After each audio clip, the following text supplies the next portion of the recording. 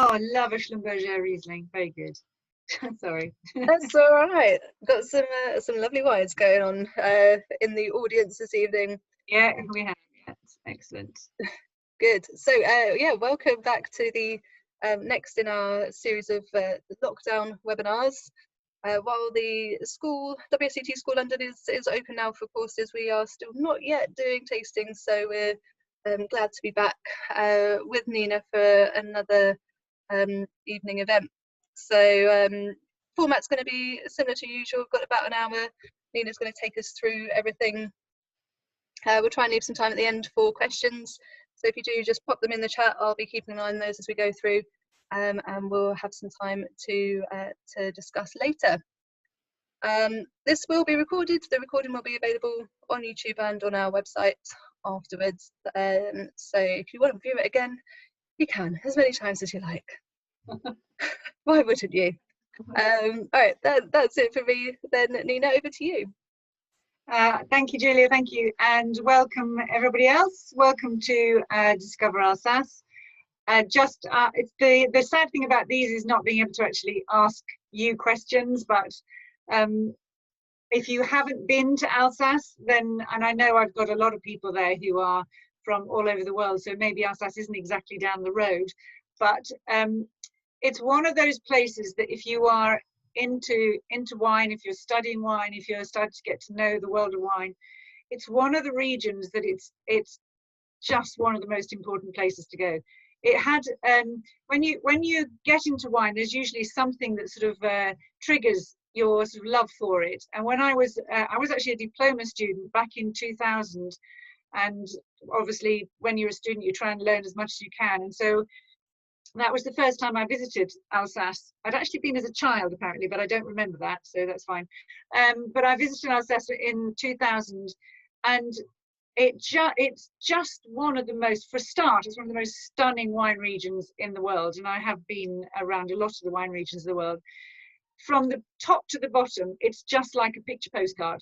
Everywhere you go is so pretty, and you just have wine and culture and gastronomy just shoved at you from every angle. It's just fabulous, and it just, even then when I was a student, it just hit me, and I've always wanted to know more about it ever since. And you visit all sorts of places around the world and you get to know wine regions, but there are only a few usually which really sort of sink home with you. Burgundy is one of those for me, and Alsace is another, and I just have always wanted to know more and have never been disappointed when I've gone. The only disappointment I've ever had about Alsace is that I continuously tell students that it's one of the warmest, driest places in France, and every single time I've gone, it's rained. And I don't know why, but it just has. So that's the only disappointment. It's just, if you get a chance and you haven't been, it is one of the wine regions I would absolutely, truly recommend that you visit. And I promise I don't work for the Alsace Tourist Board, I promise. Right, Julia, can we have the first slide, please? So just for those of you who maybe don't know exactly where Alsace is, I'm sure a lot of you do, but just for those who don't, we are, so I just want to get rid of these. How do I do that?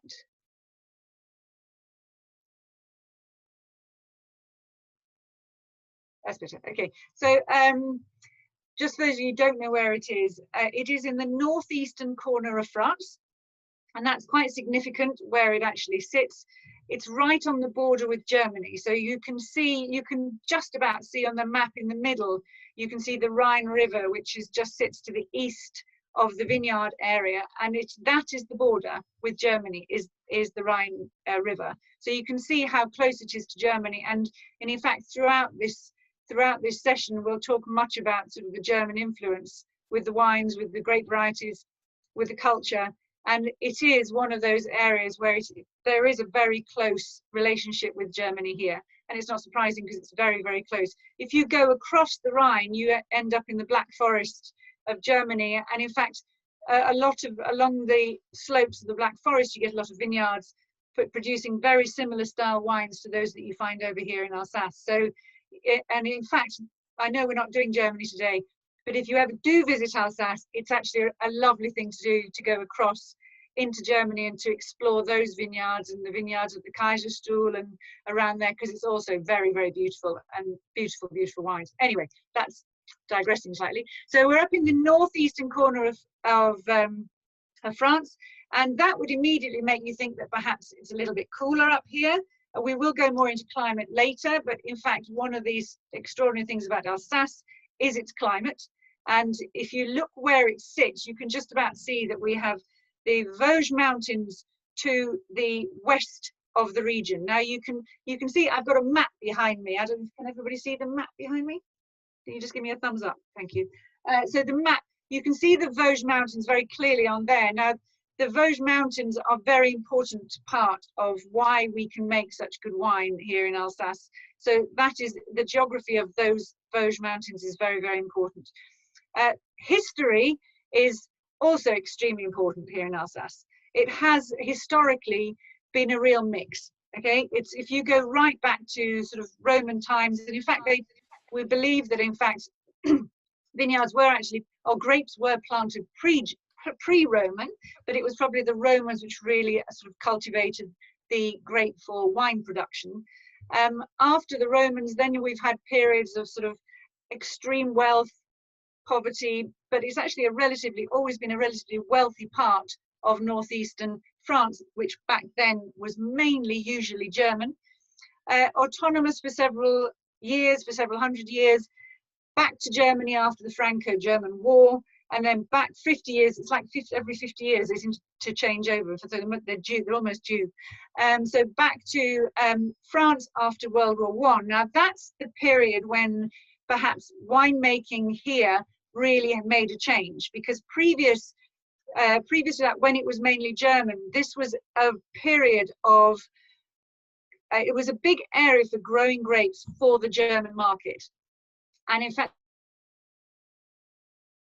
the German market, grape growing, is very different to that of France. France is very much winemaking for gastronomy, whereas in Germany it was just winemaking just to make wine, and Germany makes some of the finest wines in the world, so I'm not going to say anything bad about them. But this was an area of let's just grow grapes, and a lot of crossings, some of them which still remain, but it was a very different area as far as quality was concerned. It wasn't seen as a quality area for grape growing and wine production. It was after the First World War, when the French sort of decided to bring back what are considered to be the noble varieties, those which are very good for producing wines which go well with food, which is obviously how the French live, when the vineyards started to be planted again. It went back to Germany briefly in the Second World War, but after that it moved back to France. And I suppose you could say it was from that point on when real quality cultivation started. So it went to the point where all the grapes that were going to be grown were grown for the reason of producing a quality grape for a quality wine for gastronomy. So that was really when things started to make a big change. Interestingly, we think of Alsace being French, so it's obviously got a lot of history, but you can pretty much fairly say that it was after World War II when this region started to be as you see it today. So the grape varieties we have there, the traditions that we have there with wine production are relatively new compared to other wine producing regions all over France. This is something, and because of that, some of the laws, especially some of the wine laws, are still changing. There are still things happening every year. There are discussions every year about changing local laws, changing wine laws, whether or not we should move forward, move back, introduce certain grape varieties, change the laws about Grand Cru, Premier Cru, etc. These are still changing because this is a relatively new wine production area as we see it today. Julie, would you mind moving on, please? Okay, so we have here the favourable climate, and I can't stress it enough, apart from don't ever go there with me, because if you go there with me, it'll rain. But in the majority of the times you will visit Alsace, it will be dry. It is one of the driest regions in the whole of France. Apart from there's some regions in Provence, this is the second driest capital city, Colmar. So it is extremely dry, and that obviously has an effect on the grape growing. So the vineyards are protected, and they're protected by the Vosges. If you again look at the map behind me, you can see how clearly, especially in the lower, the more southern part of Alsace, it's much wider. The mountains go much further west than you see here on this map, because it doesn't cover it all. Further north we have less protection, but in the south especially, it's very deep, very wide, and very high. And because of that, you can see on the map on the screen that the rain all falls before it hits the vineyards. So very little rain. It's a continental to semi-continental climate, so it's very warm during the day, and it can get very cold at night. Also, because we are quite far north in France, in that sort of northeastern corner of France, it can get really very cold in the winter. So we have quite extremes of temperature here, and that has an effect on the grapes, on how they grow. That big temperature variation between day and night during the growing season slows down the ripening of the grape, and you end up with much more intense flavors in those grapes. And that is something that when you get to know Alsace, the more you drink it, it's those intense flavors which really stand out. This is one of those places where, if you're wanting to get to know grape varieties and how does a grape actually taste, what does Riesling actually taste of, what does Pinot Gris taste of, what does Pinot Noir taste of, what does etc. Alsace is the perfect place to taste these wines, because they are so intense in flavor and aromas, and very little, if ever, maybe sometimes with Pinot Noir, will there be any new wood used. So you're just tasting the grape and the soils that it's being grown on. But the climate is very important. You can see from the structure in front of you, the sort of little graph in front of you, how the Alsace vineyard was created. If you can imagine that you have the Black Forest there in the east, and you have the Vosges there on the west, zillions and zillions of years ago, this was just pushed up, and then at some point the middle bit just collapsed.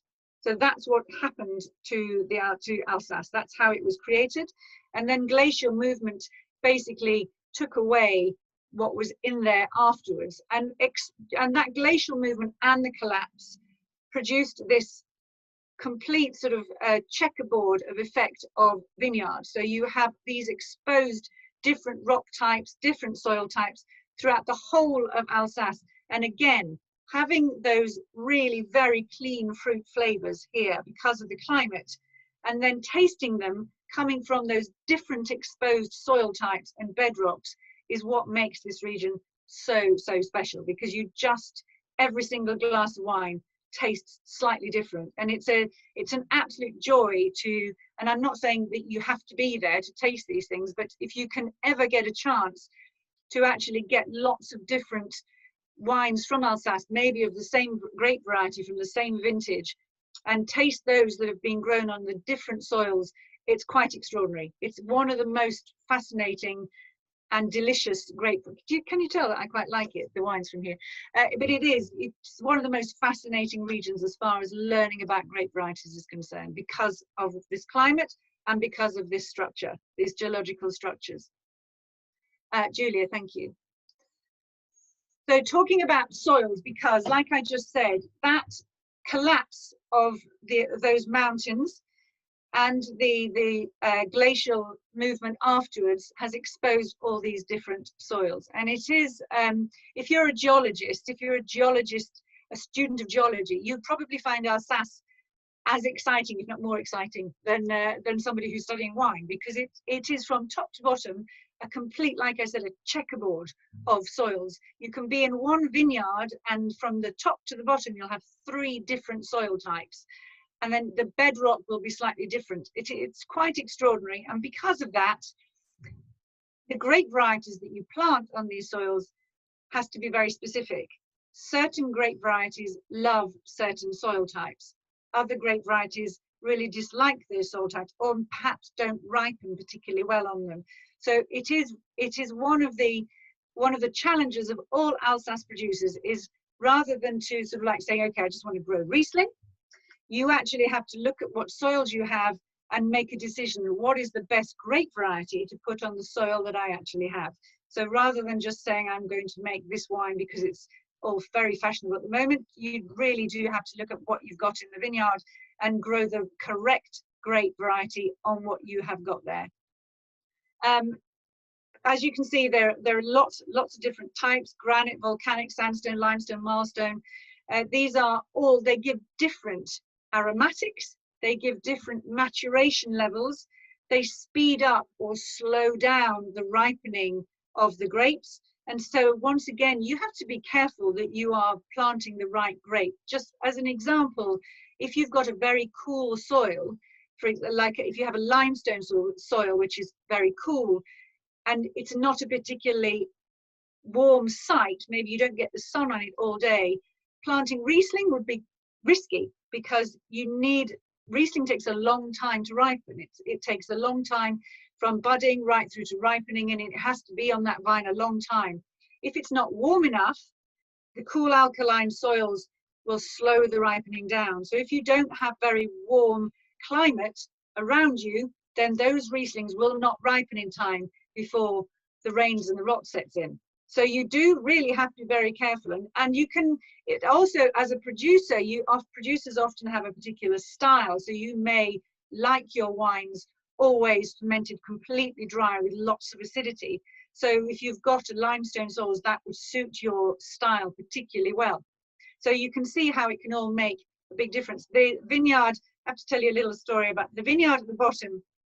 Is the Grand Cru Rangen de Tarn, which is at one of the most southerly points of, right down here, of the Alsace vineyards. And that picture was taken when I was there with Sarah Rowlands a couple of years ago. We were actually at the bottom of the vineyard, and we said, let's climb up the vineyard and take some pictures sort of from the middle. Well, I started to try to climb. This is a volcanic vineyard, so you've got these dark soils. Started trying to climb, and I got up about 3 meters and turned around to Sarah and said, this isn't going to happen. It was so steep, and the rocky, the volcanic soils were just collapsing beneath my feet. And you just have to give them sort of like huge admiration that they actually work these vineyards, that somebody actually has to do the pruning of these vineyards and pick the grapes and toe the soils. You just think, oh my goodness, it's such a steep vineyard, and there are a lot of vineyards like that in Alsace. Extreme conditions for growing vines, I promise you. If you're interested in getting an overview of how some of the vineyards look from as far as steepness is concerned, so it gives you an idea of the conditions that you have there. There is a video on, it's Domaine Schlumberger. It's domain Schlumberger /video, and you can, they've got like a drone, I think, flying over the Grand Cru of Kitteleng and Kessler, and it really gives you a really good idea of how extreme some of the vineyard slopes are in Alsace, and you just kind of think they're absolutely mad, they're bonkers. But this is where the best soils are found, are on these steep slopes. As soon as you get off the slopes, you get off the foothills of the Vosges, you come down into the plain, and there you really have a quite deep alluvium. Towards the edge of the slopes, you may have some sort of gravelly alluvium, but as you go closer and closer to the river, you get much deeper alluvium, and because it's flat, it's not ideal for producing high quality grapes. In fact, most of the vines which grow down on the alluvium, down on the Alsace plain, will probably be used for the production of crémant d'Alsace, because they never quite reach the ripeness levels that we find on those on the slopes. And somebody just asked me a question. I'll have a look at it later. Okay, so it's really important that for those of the students amongst you, especially if you're doing diploma, it's really helpful to actually get there, or to sort of taste these wines having come from the different soils, bearing in mind those steep slopes and how that can really affect the ripening of the grapes. Julia, thank you. So just, I didn't want to spend too much time in harvesting and winemaking because it's not particularly complicated here in Alsace.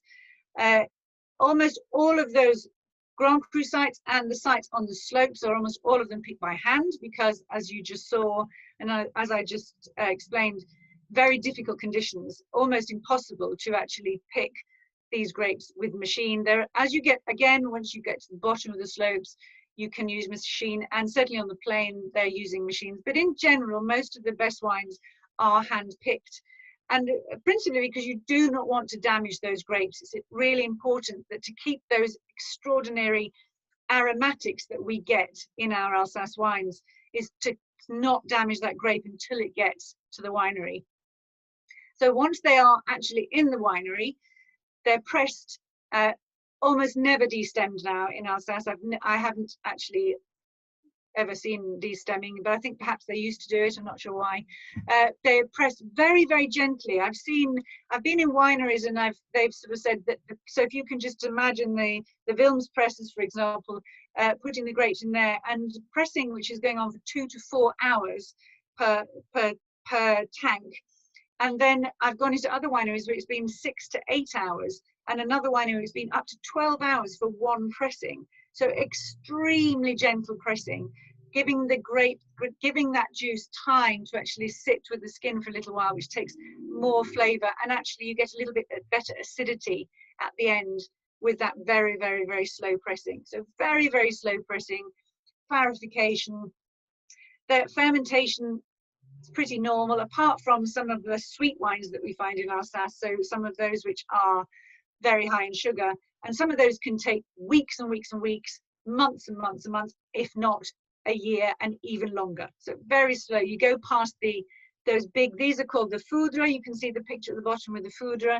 You go past the foudre and you stand next to it and you just hear this plop, and that's just one bit of fermentation. And then like a minute later, there's another pop, and it's fabulous. So it's very, very, very slow fermentation.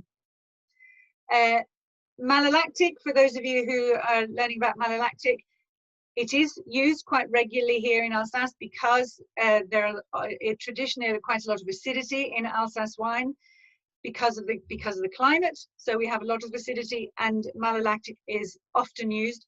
In Gewurztraminer, though, it's almost never used. So there may be the occasion where Gewurztraminer has been grown on those cold acidic soils on a cool site. You may need some malolactic, but that would probably be only that's an extreme and it's not the norm. Gewurztraminer as a grape has naturally low acidity levels, and it also has a very short picking window from the point where the grape is phenolically mature, so ready to be picked. And if you don't pick that grape in the next few days, the acidity levels can drop like a stone. So it's very important that where you plant Gewurztraminer and when you pick it, and the acidity is essential. One of the biggest problems I'd say with Gewurztraminer in Alsace is when it has been grown on a site where the acidity level has been allowed to drop, and you end up with a wine which is, well, short, flabby, not particularly exciting. Flavors would maybe be there, but you just don't get the structure. You lose the structure and you just don't make the most out of the wine. That's one of the biggest problems that Gewurztraminer has here in Alsace. Warm days, leaving the grape too long in the vine, acidity levels drop. And that's usually going to be the less expensive wines. It has to be said that top producers tend to be very good at making sure they pick their Gewurztraminer at the right time. And just a little bit about the foudre, for example, that you can see there on the left, stainless steel is completely normal, as are these large oak foudre. It's very unusual in Alsace to see oak as in a barrique, and even more unusual to see new oak, because the only time you would probably use that is if in Pinot Noir production. And there's only about 10% of grapes are Pinot Noir. And because they tend to be on the lighter side, the chances of them using new oak are really quite small. So barrique you may find if you're making a Pinot Noir, but it's very unlikely to be new oak. The rest of the wine is made in the large oak foudre and stainless steel. Just just to comment on this one here, this is Hugel's winery, where he has, it is underground. And I remember when I was there, I asked him, I said, how do you get these foudres into this winery? Because it's underground and the door is the same size as your standard door to go in and out of it. And he said they have to be brought in pieces and made actually in the cellar underground. And some of these foudres are well over 100 years old. They've been there forever. And of course, he probably saw the look on our faces and he said, no, don't worry. If ever any of the foudres just start to degenerate, or you start to notice a bit of a problem, you take it to pieces down in the cellar and replace the bit which needs to be replaced, and then put it all back together again. So it is quite extraordinary. But like I said it before, I don't work for the Alsace Tourist Board, but the wineries in Alsace are worth a visit in itself. And I'm sorry to those of you who are at the other end of the world and can't get to see them. Watch some videos and have a look, because they're quite beautiful, very, very special places.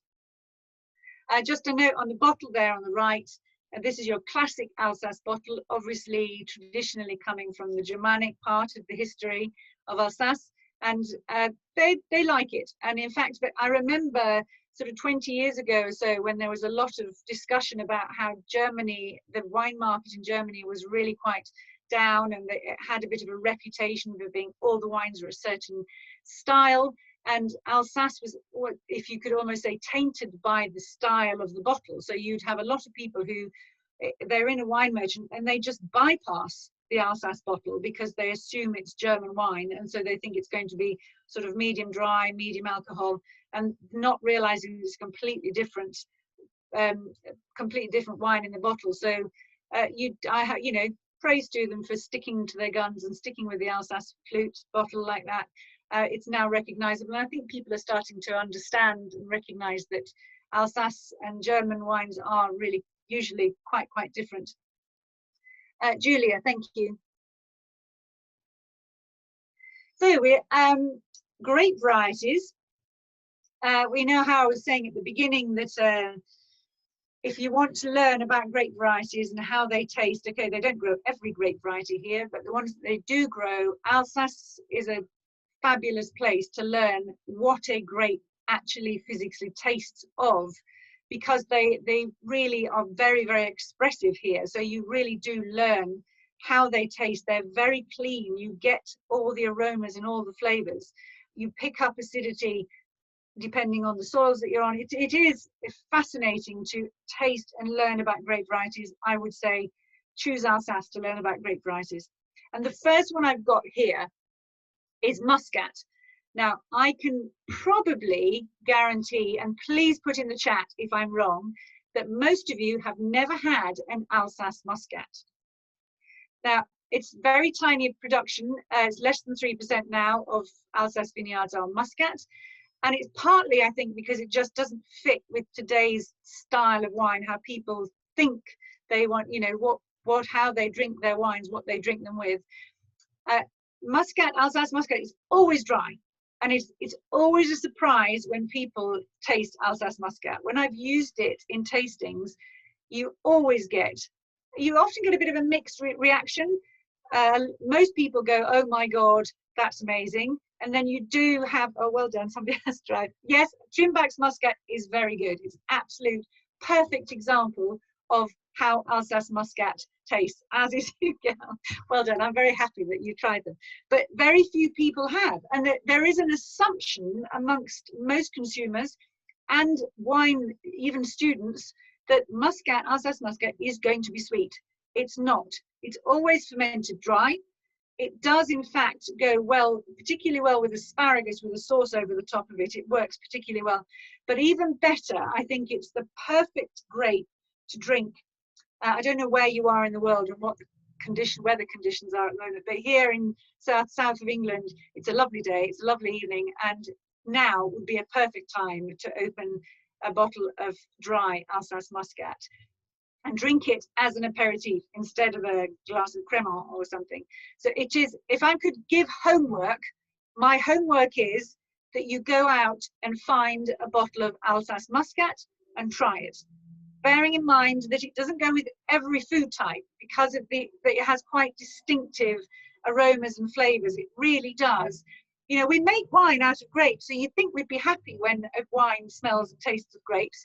And Muscat really does smell and taste of grapes. If you ever want to know, even in sweet Muscats, how to recognize Muscat as a grape variety, then this is a really good place to try it. Yeah, so that's my homework for you. I always like to give really good homework. It's a great aperitif, absolutely brilliant. Now, the next grape that you've got on there is Pinot Blanc and Auxerrois. We pronounce the X in Alsace, Pinot Blanc, Auxerrois. Now, this is I don't want to go too much into this because it can become a little bit confusing, but just to confuse you, if you see Pinot Blanc, an Alsace Pinot Blanc, the chances are it's not all Pinot Blanc, or it could be no Pinot Blanc at all. So there you go, confused you enormously already. So Pinot Blanc and Auxerrois, two different grape varieties, but they are bunched together. So if a wine label says Pinot Blanc, it is allowed to have Auxerrois in there, and it can even have 100% Auxerrois in there. If it says Auxerrois on the label, it has to be Auxerrois in the bottle. So if you're really confused, I apologize. But Pinot Blanc in Alsace means that it is a wine made from Pinot or Auxerrois, and Auxerrois. So when I say made from Pinot, it can actually also be Pinot Gris and Pinot Noir. But so it is really just Pinot and Auxerrois. So the Blanc would be Pinot Noir without using the skin. So there you go, completely confused you. But most of the Pinot Blanc wines you find in Alsace are a blend of Pinot Blanc and Auxerrois. So the two together. They have quite distinctive flavors and mouthfeels, the two grape varieties, which is what makes them go so well together. Pinot Blanc on its own can be not bland particularly, but can be lacking a little bit in some character from certain sides. But the Auxerrois has such different characters, this really spicy finish to it, and it's really quite full-bodied. You put that with the freshness of the Pinot Blanc, and you just have a really good bunched together wine. The acidity is usually good in both, more so in the Pinot Blanc. And as they age, and they age really, really quite well over a few years, you start to get some beautifully sort of candied fruits, but it keeps the spice. So people often sort of put it into a box of, you know, not particularly important, but I think as a food wine, and if you're sort of trying to look for a food wine to go with anything, quite frankly, because if you think about all what I have described it, freshness, acidity, body, spice, fruit, that pretty much goes with anything. So it really does make a really good food wine, and it's this kind of bottle of wine you can always have in your fridge, and whatever you're having for dinner, you can pull it out and it will work. So it's actually, I think, again, undervalued as a wine that we drink. We don't think about it, but it works really very, very well, almost always completely dry. So that's another piece of homework, 2 lots of homework on one night. It's often the base for Crémant d'Alsace because it has really good acidity in there. Sorry, just reading some of the comments coming up. Crémant d'Alsace. Now this is, I haven't got a big page on Crémant, but the Crémant is more Crémant d'Alsace is produced than anywhere else in Champagne, other than Champagne. So a lot of production, 25% of the production of Alsace wines is Crémant. And I can't remember the exact history, but I believe that it was the Champagne producers who came to Alsace because it was closer to Germany. So they brought their grapes and their winemaking history to Alsace so that they could actually feed their champagne to the Alsace, to the German market. And it just very quickly worked out that it's a great place for producing grape varieties for making Crémant wines. Now, for those of you who don't know what Crémant is, anything which says Crémant on the label in France is a sparkling wine using the classic method, the champagne method of producing sparkling wine. So second fermentation in the bottle. So if you see Crémant, it is a champagne or a classic method sparkling wine. Just using the varieties that we have here in Alsace. So you can use Riesling, Pinot Gris, Pinot Noir, Pinot Blanc, Very few people use Gewurztraminer, and you're also allowed to use Chardonnay for production of crémant, but you can't use Chardonnay for the production of a still wine, not in an AOC Alsace wine. Hope that's clear. Sylvaner, just a little note on Sylvaner. I've popped it down at the bottom there. It's the kind of wine that always tastes wonderful when you're sitting in a cafe on outside a shop or outside a restaurant in Alsace on the side of the road, and they bring out a jug or they've given you a glass of Sylvaner from the tap, and it always tastes perfect there.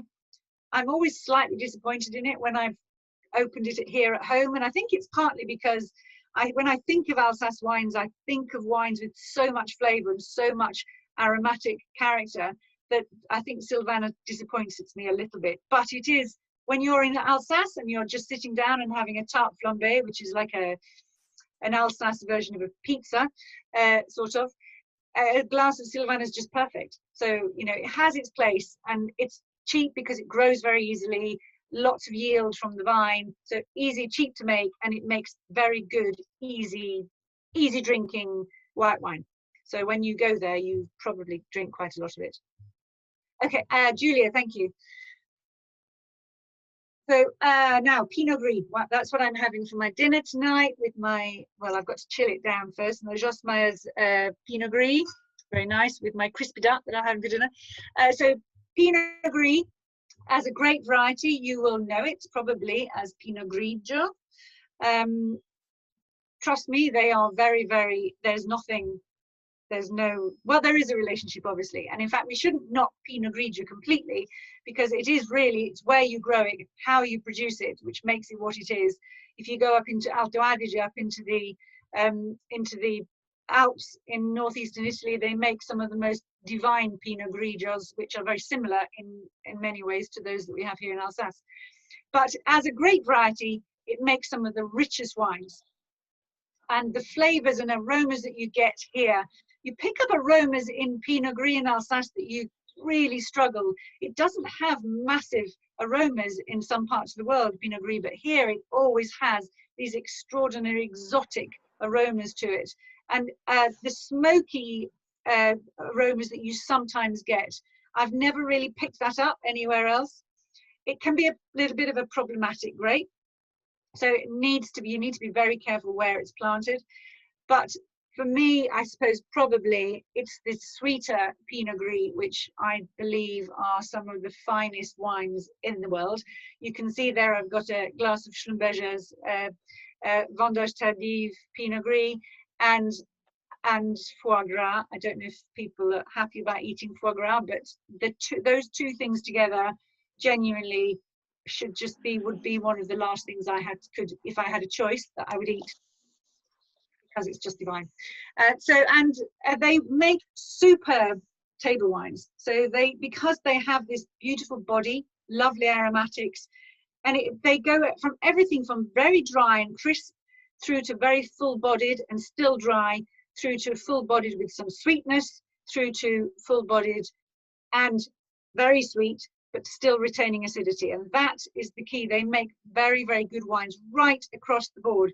So you could have Pinot Gris with a plate of sea bass, or you can have Pinot Gris with foie gras, or with some white meats, or even some sort of like a veal, sort of like a light red meats, or game. So you can see how, as a grape variety, it works particularly well at the table. And it's why I think the French particularly like Pinot Gris, and why wine lovers love it at the table. It is particularly good to drink with food. And oh yes, in Humbrug's Pinot Gris, yes, absolutely, completely agree. Pinot Noir here. This is interesting, Pinot Noir, because it was always traditionally, because it's not one of the noble grape varieties. Now the noble grape varieties, Muscat, Pinot Gris, Riesling, and Gewurztraminer. And these are the 4 grape varieties which are allowed to be planted on Grand Cru sites. Now you're allowed to plant anything on a Grand Cru site, but you just won't be able to call the wine a Grand Cru unless you plant those 4 varieties. Now Pinot Noir, because of that, was often not planted on the Grand Cru sites, because you can't actually sell the wine as a Grand Cru if you plant Pinot Noir. So traditionally in the last few decades, Pinot Noir has probably been planted in sites which don't necessarily suit it, because you want it on those perfect warm slopes to get the best ripeness from it. But does it really make financial sense when you can put a Pinot Gris or Gewurztraminer or Riesling and sell it for more money on those slopes, because you can then sell it as a Grand Cru? So there has been a lot of Pinot Noir produced on slopes where it perhaps wasn't particularly suitable. There are a few producers who've gone against the grain and planted Pinot Noir on the Grand Cru sites, and maybe put something on the label to give you a clue that it is a Grand Cru, but they can't actually use the word Grand Cru on the label with Pinot Noir in the bottle. This is one of the aspects of the change of laws which is being discussed. So I don't know whether it'll happen, whether it'll happen in the next 5 years, 10 years, if it ever happen at all, but there is discussion about possibly allowing Pinot Noir to be planted on Grand Cru sites and being allowed to call it a Grand Cru, because it's a very high quality grape variety. So it does produce beautiful wine. In Alsace, over the last few decades, we've seen a big increase in the quality of Pinot Noir, partly because of global warming. So whereas before it wouldn't necessarily always ripen because it wasn't planted in the warmest soils or on the best sites, but in the last few years, we've seen the effect of global warming.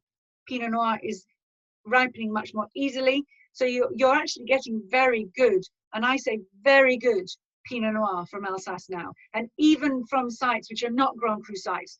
So if there's hang on, sorry, I can't read what that says about Burgundy. Very different compared to Burgundy. So they're not the same. It's like if you could compare Pinot Noir, the flavors that you get here, if you think Oregon and you think Burgundy, and Alsace is somewhere in the middle. So they used to be a little bit rustic, whereas now, because they are becoming much riper and because of the soils we have in Alsace, they do give a different character here than they give in Burgundy. But I think one thing that is fair to say, that the top Pinot Noir here, and some of them are extremely fine, you're looking at probably 30 euros a bottle. Now, 30 euros a bottle in Burgundy for the top quality wouldn't even get you a village wine. So you're looking at perhaps some of a future, absolutely big future for Pinot Noir in Alsace. And if I was going to invest, that might be where I'd invest. It's sort of like in planting a Pinot Noir vineyard on a top site, because I think it's going to have a big future here with global warming and the way the world is going. The way that people love Pinot Noir, I think it has a great future here. Julia, thank you.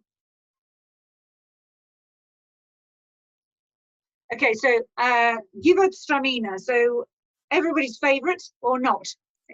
It's one of those grape varieties that you either love it or you've just not tasted the right wine.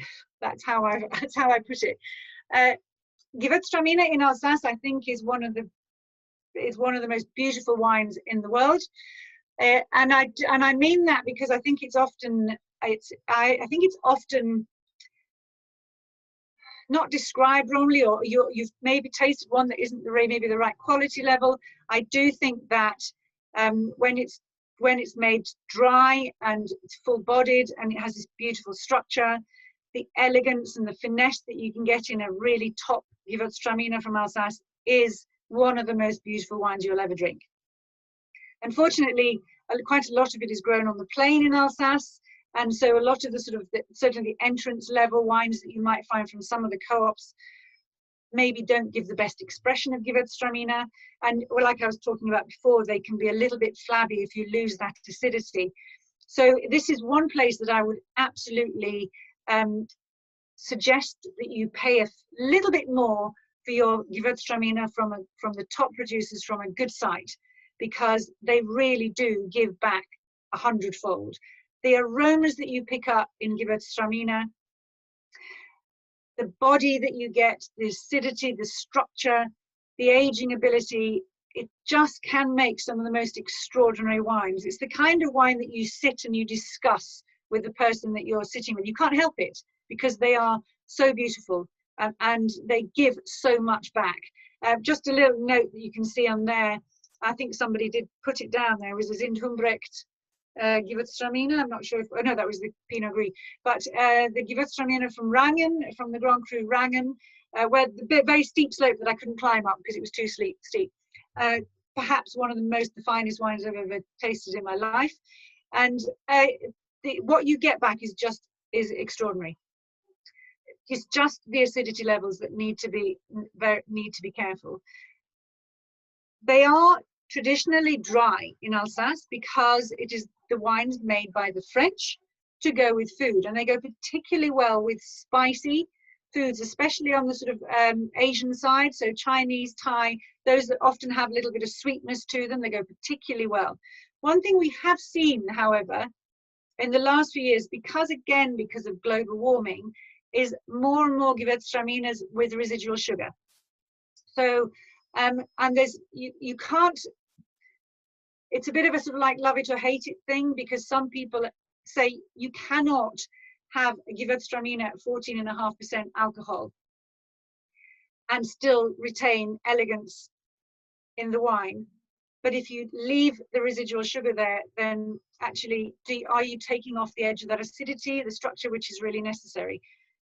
And yet you have other producers who say if you've grown the grape properly and if you've been restrictive with your yields, you can pick that Gewurztraminer a little bit earlier when it still has the acidity, it will still have those flavors, and then you can ferment it through to dry. But we have seen in the last decade or so an increase in residual sugar in Gewurztraminer. So it is one of those things that you will, as you taste these wines, you'll start to get to know how these Gewurztraminers taste. One thing I will say is that I've had both.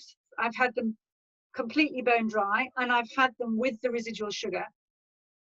And you can still drink those wines with food. That's what's quite extraordinary. For example, if you have that Thai curry and you have a Gewurztraminer with 14–15% residual sugar, it actually works perfectly well.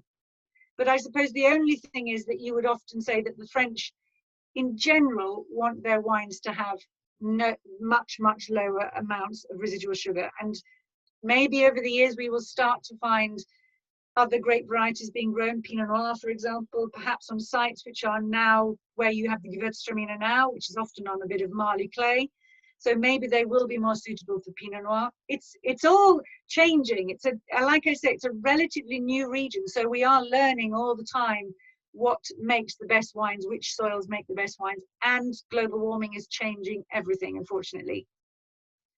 So yeah, lovely. Anyway, Julia, please, thank you. And Riesling, of course. So Riesling is perhaps the grape variety. When you think of Alsace, you think is it all about Riesling? No, it isn't, but it's got to be up there, hasn't it, with being some of the most divine wines you've ever tasted in your life. People think of Riesling, and you, again, whether this is a generation thing, but I know from my two children who aren't children anymore, if I said the word Riesling to them, they would immediately, even though they've grown up with me, they would immediately think of a medium sweet wine, probably German. And it's not something they would ever think of buying. And if you give them a dry Riesling from Alsace, from a good vineyard, they are always blown away, because the flavors, the structure that you get in a good Riesling from Alsace is like nothing else on earth. It is very terroir orientated. You can really feel and taste the terroir in the Alsace Rieslings. So if you ever want to learn how Riesling is affected by soil and by climate, it's one of the things that if you did a tasting with lots of different Rieslings from the same vintage, from different soil types, different terroir within Alsace, it's extraordinary. It's one of those extraordinary tastings where you actually can taste the difference of the soils in the wine. You can taste whether or not it was volcanic. You can taste whether or not it was limestone. You can taste if it was clay and marl.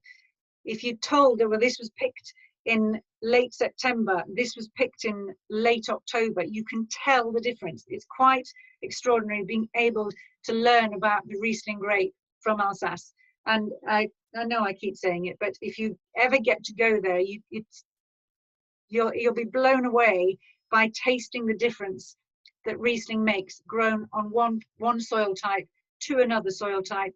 The difference of vintage makes, the difference the climate, the microclimate of a particular vineyard makes. It is quite extraordinary. Like I say again, usually fermented through to dry, but like I said again, because of global warming, we are seeing some wines with a bit of residual sugar in them. But because Riesling has naturally very, very high acidity, you sometimes find that even when there's residual sugar, you can't feel it. I remember when I was there last time and we were at Zindhumbrecht and we were tasting these wines, which we were tasting and trying to work out the amount of residual sugar in some of these wines. And there was one in particular, and I can't remember which particular one it was, Olivier would know.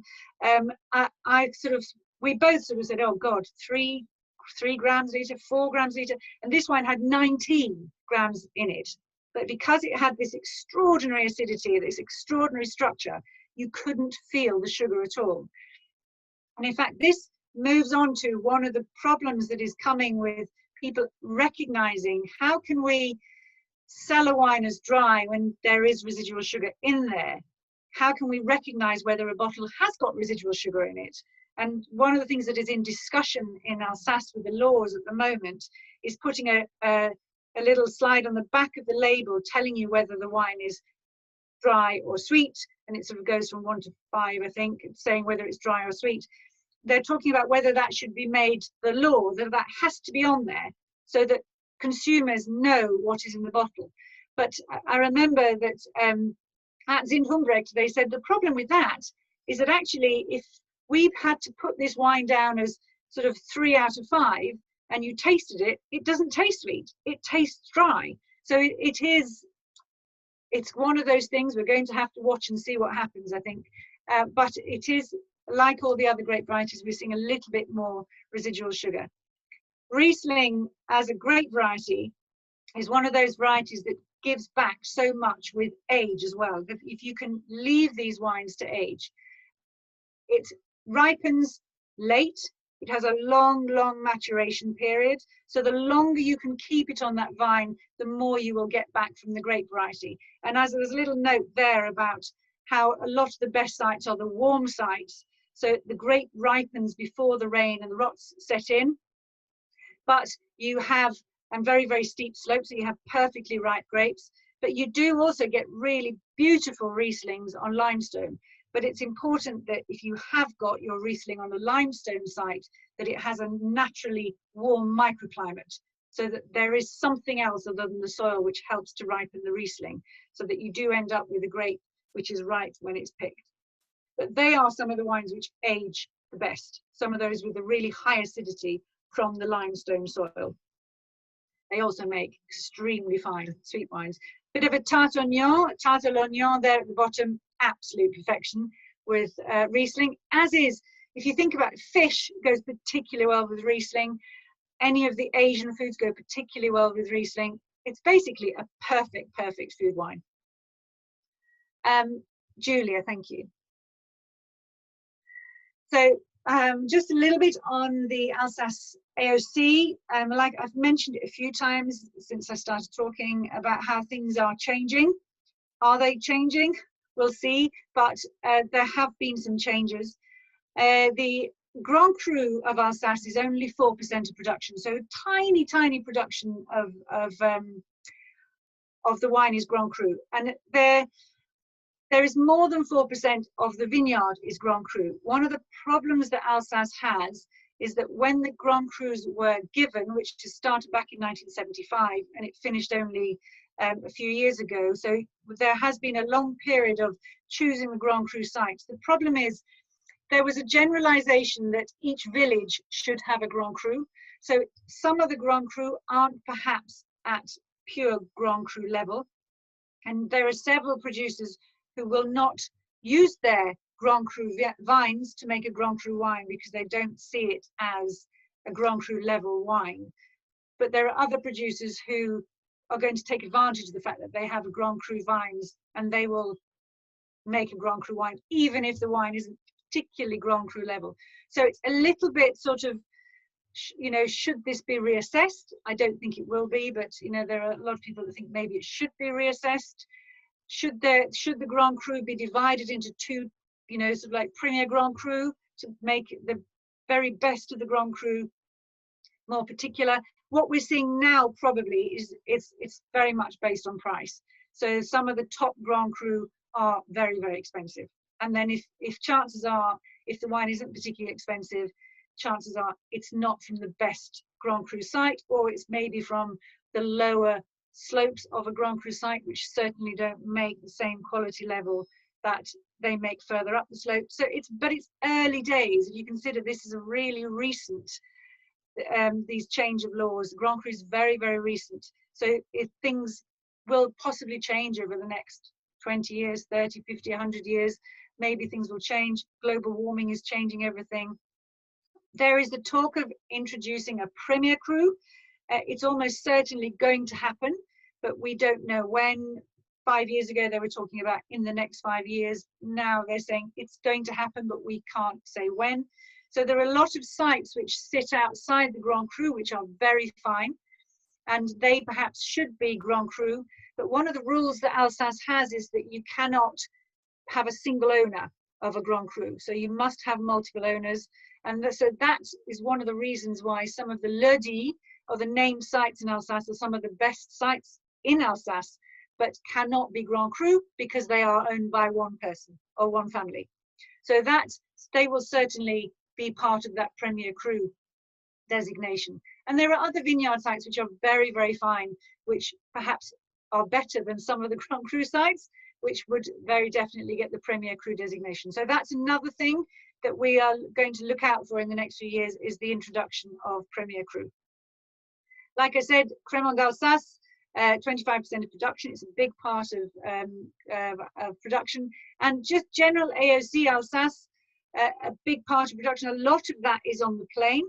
And I would very definitely say that if you can, always try to source your wines from the foothills, because it can sometimes be a very little bit more in money, but you can get a lot more out of the bottle if you can get the wines from the slopes rather than on the plain of Alsace.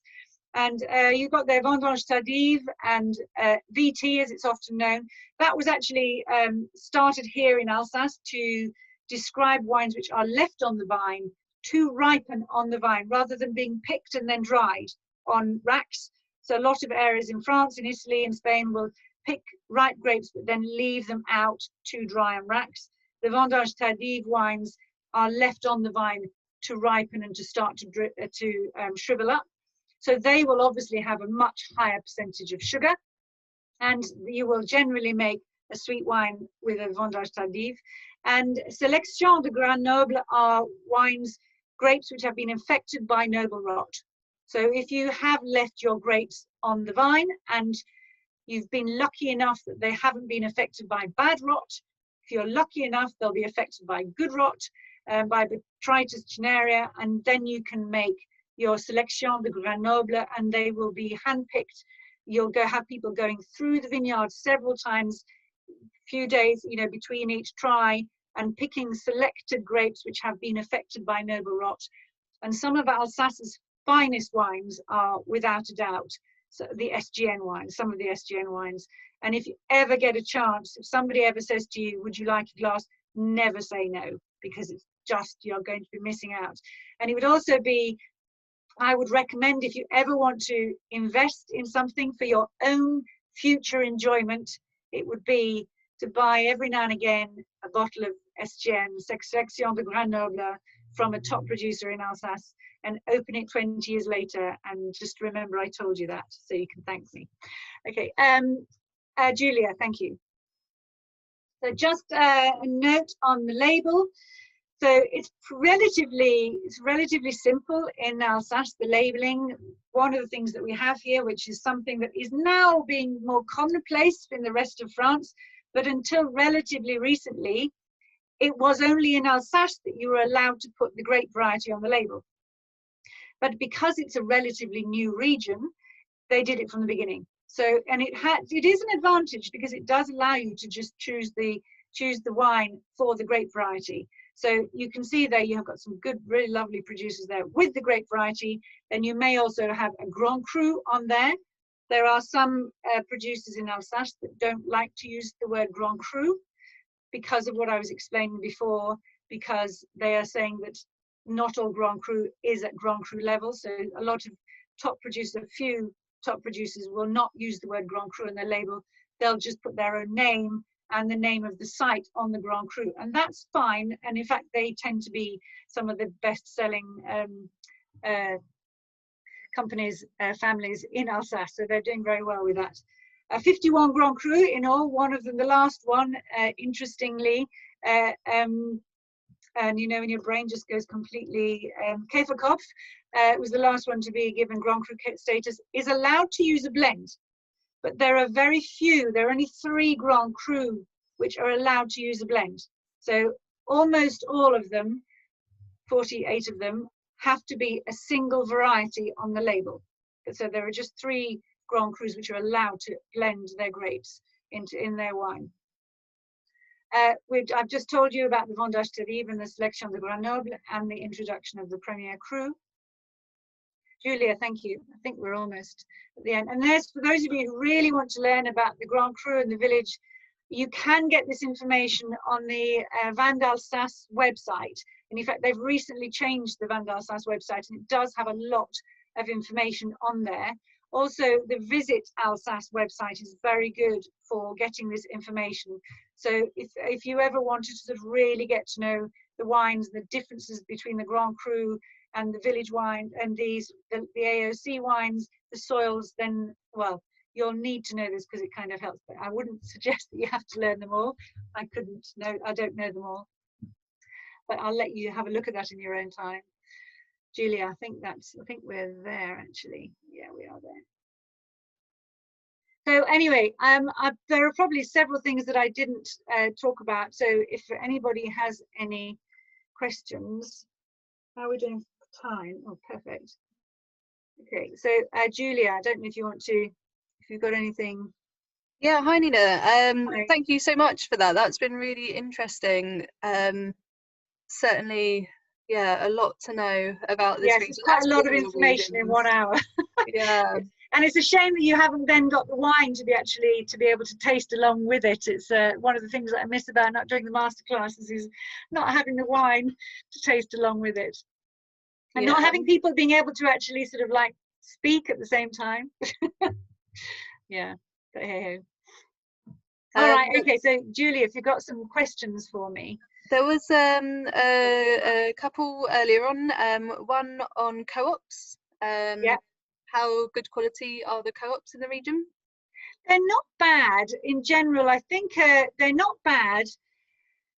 They're not bad. They're not, you know, you get some parts of France where the co-ops are superb, like, you know, the ones in Chablis, some of them the bottom end of Burgundy. They're okay. You're not, they don't tend to own some of the finest vineyard sites, but they're all right. If you want to get to know wines of Alsace, then they're probably a good place to start, because obviously, because the prices are lower. You will often find that small people who own small plots will sell their grapes onto co-ops, but it has to be said they probably own more of the vineyards on the plain rather than those on the slopes. So they're not bad, but they're not brilliant, but they're not bad. Sorry, that was a bit ambiguous, but it's all right. We know the way with wine. It's never 100% this or that, is it? Yeah. Another more broad question: if you could just drink one bottle from Alsace, which grape variety would you pick? Oh gosh, that's too hard. Oh, can I have 2? I'm going to say yes. I think it would be Riesling and Gewurztraminer.